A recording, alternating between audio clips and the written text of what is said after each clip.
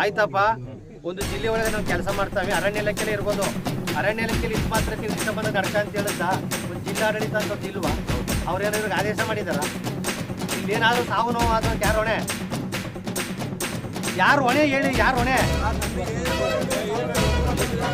ನೋಡಿ? ಹಾಗಾದ್ರೆ ನೋಡ್ರಿ, ನೀವು ಆ ರೀತಿ ಒಂದು ಕೆಲಸ ಮಾಡಿ ನಿಮ್ಗೆ ಆ ರೀತಿ ಚಾಲೆಂಜ್ ಮಾಡ್ಬೇಕು ಅಂದ್ರ ಪೊಲೀಸ್ ಇಲಾಖೆಯವರ ಹೊರತುಪಡಿಸಿ ನೀವೇ ಬನ್ರಿ ನೋಡೋಣ.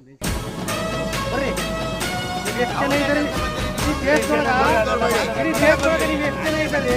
ಅರಣ್ಯ ಇಲಾಖೆಯವರು ಬಂದ್ರಿ, ನೀವು ನೋಡಿ ಮತ್ತೆ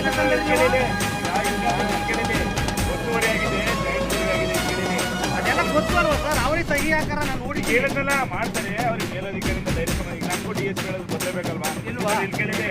ಈಗ ಮೇಲಧಿಕಾರಿ ಗಮನಕ್ಕೆ ಹೋಗ್ತೀನಿ, ಕಾಪಾಗಿದೆ ಮುಂದೆ